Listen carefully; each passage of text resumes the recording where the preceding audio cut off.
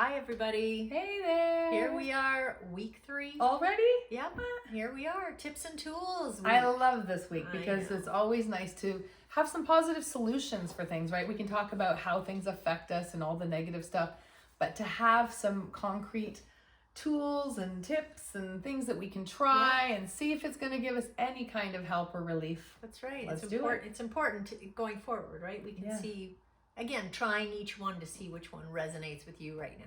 Right. So we're talking about stress. We're pretty much talking about bad stress that we're trying to alleviate at this point for the tips and tools. Mel gave you some biohacks for the good stuff, right? But let's dive in. Reduction and relaxation. That's what we want out of this. We want to practice stress release. Relief, release, reduction, and relax. That's right. It's a lot of ers. Yeah, that is. Okay, so there are so many different ways that we can do that. You hear people, that buzzword mindfulness, right? Using these mindfulness practices, being intentional with these choices. But we're going to list a few for you if they're not already obvious, just to have them in our tool bag to calm when you need that calm from the stress, right? Right. So the first one is meditation.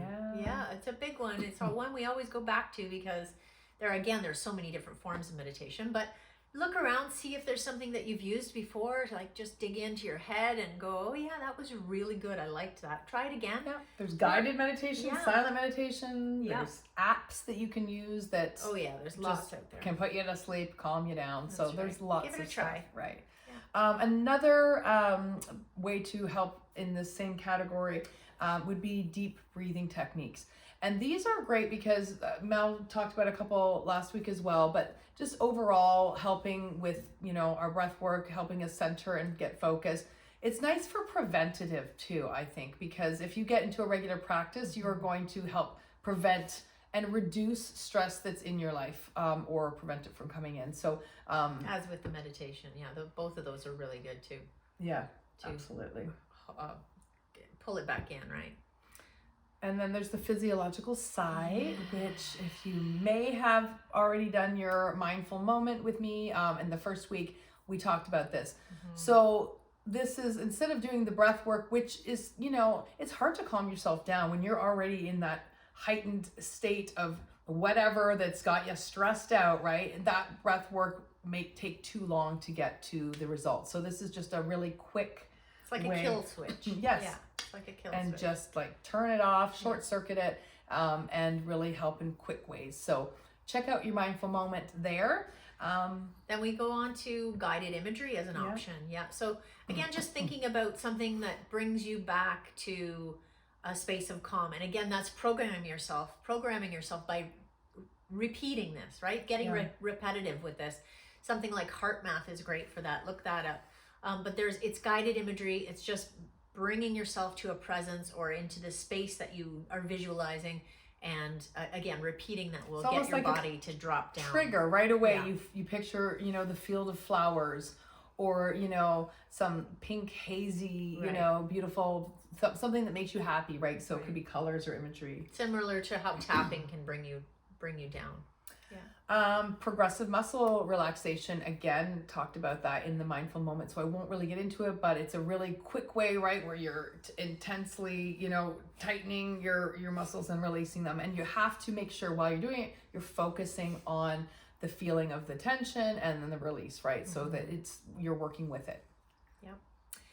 Listening to calming music can always bring me into a better mood, right? Just something, just something that, again, its frequency is resonating with your body. So you find that song that's a calming song for you, and just fire that up when you're feeling stressed. Yeah, or have positive words and affirmations, those power words that can really just like, you're really heightened in that anger, or whatever, and you're stressed, and then boom, there's that word, you go, okay. Or that little affirmation you tell yourself, right? Having those are really good to have in your tool bag. And then things like, same with the music, like smells can bring me right back to a specific feeling or memory or something like that, right? So again, training your body to do that with aromatherapy. So you can be using essential oils, or go in the forest, get the real forest smells. And it's just training your brain and your limbic system to come back down to that calm calm Yes. emotion, right? That calm feeling. And your hypothalamus, which can respond to the oil. And so your brain, the chemicals change, right? So you take it from that stressful level down to a calm state. And again, repeating this in order to get your body to really go into it faster. It's a training. Absolutely. And it's like the olfactory system was right where we, feel the first response, right? And our brain can process it and the smells and everything. It can really just instantly bring us to that spot. And always use really high quality oils. Yeah, There's a lot of cheap perfumes is not what you want to use because that's very bad for your hormone. And those system. synthetics can actually give you the opposite effect. I remember just quickly with peppermint oil, which peppermint oil can help relieve some headaches, for example. And someone said they actually had a worse headache when they tried using it. And then I found out, they told me where they got this oil, and it was very bad quality and synthetic. And of course, it's going to give you a headache, right? If you're not using pure stuff. So chemicals. All right, so all of that kind of fell under our first thing, is finding these calming methods, right, to help alleviate stress. Right. So let's move on in our big power list here of tips and tools. So we're going on to number 2, which is cognitive restructuring. So that goes back to many of those processes we just talked about, is kind of training yourself, right?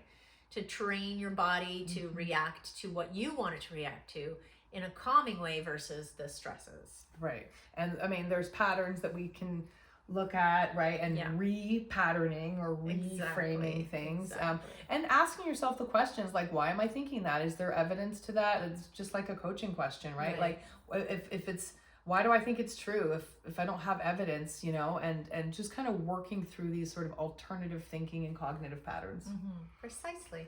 Time management's a big one. So this is number 3. And I have to say, I get very stressed when I don't have enough time to get something finished, or when things get piled up into a space of time that I didn't allot properly for extra things. So, and I work pretty well in that space, but doesn't make her comfortable. So again, you have to work. Yeah, really important to realize what might make me stressed out. Mel might be like, that's at her heightened, like she said, best time to do it. I mean, I do feel, yes, I've got to get it done, deadlines. But at the same time, it can add up and cause sort of unwanted stress. Yeah, and everybody works differently. You have to just realize that, right? So it's learning how to manage that time, delegate tasks where you can, avoid procrastination, because that, for me, is like the worst stress, knowing that I am... Like I try to trick myself and say that's not what I'm doing, but I know I'm procrastinating and it's just stressing me out. So we just want to really work through that whole piece. And by breaking things into those bite-sized chunks, and we've talked about that for setting goals and things like that through our coaching program, making it manageable and really working out that the proper time management can help. So exactly. Then we have setting boundaries in general, right? So that can be personally, professionally, but really, again, your work and home life balance, your fun and your necessity stuff. Yeah. Because you need to learn to say no to things that are just making your plate overflow, because that's just going to add to your stresses, and that's not going to help anybody. So. Yeah, and that's a tough one. We're a lot of us yes people, right? Yeah. Sure we will, yes. And then after we just sit there, why did I say yes? I can't. How can I do this? It just stresses you out, right? So setting those boundaries is really important. Yeah. And healthy lifestyle in general. This is number 5. This is where self-care is very important. And I mean, we've talked repeatedly, it's kind of this whole general thing, maintain a healthy diet, make sure you're exercising daily, getting proper amounts of water. Very effective though. Yeah. Good hydration, good sleep, all of these things really are so important to having that sharp, astute mental clarity to get things done in the day, to be physically well and feel well.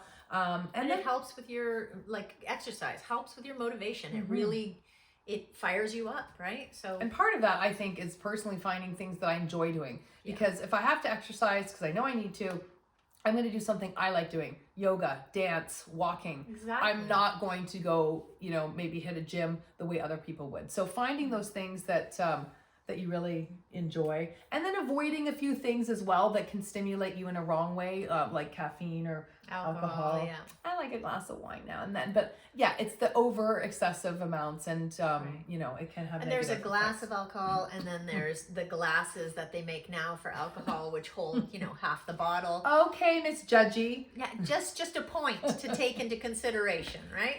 Oh Lord, either that or you're just filling the small one over and over. So, anyway, all right, number 6. Being Creativity. creative. Yes. Yeah. Creativity and having hobbies that fulfill you, that drive you again, right? That motivate you to know that, oh, I get to do that on Saturday. That's what I'm going to do. And it gives you a goal, right? Mhm. Something you really enjoy. Join something, like or even just like a social thing, like anything that you want to belong to and have fun, and you know, find new things, and I don't know, just Like create cooking. a creative outlet. Cooking would make her so stress-free. Now, this is the perfect example where what is stressful to one is also like de-stressing to others. And you hear people like, oh, that's my time in the kitchen to just de-stress after a long day. Or it can be like, oh my gosh, I have food preparation for all these people looking at me that are starving, and then I'm very stressed out. Supposed to feed. Yeah, so I mean, it's a different process for every person, but finding what you enjoy, I think, and being creative and letting that energy flow, I find that very de-stressing. So there you go. Yeah. And then remember, you have to take breaks, right? yeah, Just quick ones through the day, but again, on that computer, like you were talking about, really get up, stretch your legs, hurts everything. Yeah, your body isn't meant to be in this position all the time. So always take breaks, whether you're watching a movie, whether you're on the computer, whether you're doing something, I don't know, some other thing, anything you need to be shifting your body every, 30 and that's minutes physically, or so. but mentally too, right? Like just staying focused. Like you're actually will do it a disservice if you don't take that little mental break. You come back, you're feeling more clear, more focused. Sharpens everything. Yeah, you can concentrate better. So instead of feeling guilty taking a break, look at it like it's a positive thing. That's right. Yeah. It'll help everything. And then number 8, eliminating stressors altogether. Yeah. Easier said than done. There are things that we absolutely cannot eliminate from our lives, which we wish we could. Certain people, certain relatives, certain jobs, certain workloads, or everyday co-workers, stress, whatever, maybe laundry, whatever it is. But there are ways to alleviate it. There are ways to reframe it and look at it like you're going to do it, differently, so that you won't be as stressed out to do it. You'll give yourself more time. So again, there comes the time management. At work, for example, let's say you're really stressed out with this colleague. I was thinking you could do things like, it's like children in the classroom. The teacher moves the child to a different place. desk. That's true. You So could see if you can angle your desk more to the window to get the sunlight, or see if you can move to a different office altogether. Maybe you stagger your breaks so you're not in the lunchroom at the same time as that person that's stressing you out. Start your shift earlier. Ask to work from home a couple of days. There's always ways that we can physically try. removing yourself. Or as removing, much as possible. Yeah, and if you can't get rid of the stressor, then we can maybe look at how we can change it to how we react to the stressor, right? Oh, I love number 9. Number 9 is always just hugs. Hugging is Hugs. so important. And isn't it a minimum 8 seconds? Speaking of hugging, somebody's come over. A minimum of 8 seconds to get that, to physically get your body to sort of be in par with the other person, and to just, then your body will sort of shut down and release a little bit. Yeah, and I'm not sure if it's 8 seconds. I do know they say if you can hold it for 20 seconds, honestly, like you're basically slowing down the heart rate with a nice long hug, right? And then the levels of, the stress hormone, the cortisol, everything just kind of starts to release and relax. And it just is one of these amazing. It's calming. It makes us feel safe. It makes us safe. Yeah. Loved, like important. A good blanket. It makes us feel safe. And I like this. I heard this. I wrote it down. We need 4 hugs a day for survival. We need 8 hugs a day for maintenance, and we need 12 hugs a day for growth. Oh boy. So aim higher. Aim for a minimum of 12. They should have like hug cafes or something, eh? Yeah. I've seen people giving out free hugs actually when I was in the UK, and they're like, anyone want a hug? I'm always like, just hug yourself. If you have no one else, honestly, open up your arms. use your imagination, your visualization, and just like, and who are you hugging or what are you giving yourself, right? Right. So number 10 is to seek social support. Yeah. Like getting a good hug from somebody, right? You're just looking for family, friends, good coworkers that you do get along with. These kind of groups that, our group, for example. Our group. That's right. Being able to share feelings and concerns and really connect with others. That's what helps us to de-stress as well. Yeah, having emotional support. These systems, yeah. Maybe they'll have some, help or practical assistance that they can offer you, or, advice, or just a different perspective, right? And then you're like, oh, I feel better. I didn't, it makes sense. Or I never looked at it like that, or that happened to you too. Okay, I feel like I'm among people who understand me, right? So just having many minds, right? It's like lots of being hands, a part of a village, make light work. It's the same with your issues. If you have many people's perspectives, it gives you new light on everything. Yeah. So it's a great way to manage stress, is having the social, system to back you up. And that leads to the very last one, number 11. If you don't have that social circle to support you, or you're finding it's still not enough, maybe you can't open up fully because of close relations, then you want to trust. You have to build trust issues. Maybe you have to get back from that. So then you want to seek professional help. Yes. And there's a lot of ways, a lot of professionals out there who, specifically deal with stress management, and, ways that, counselors, therapists, coaches, any healthcare professional that can really sit down with guidance you and support you with a tailored program, to help your specific needs. Yeah. So. And some coping strategies, right? Because even if you can't change it, maybe a way that's going to help you cope and get through it. Right. And hopefully it'll be just short term and not long term. Yes, exactly. Yeah, so that is our tips and tools, all beautiful 11 of them. They're in your PDF if you want to download them and have that sheet in front of you, written out just as we've spoken about them. Yeah, we're excited. Next week's already going to be wrap-up week, so keep working, keep plugging away. Maybe try implementing some of these tips and tools this week, and we'll check in with you very soon. Excellent. See you then. Bye. Bye.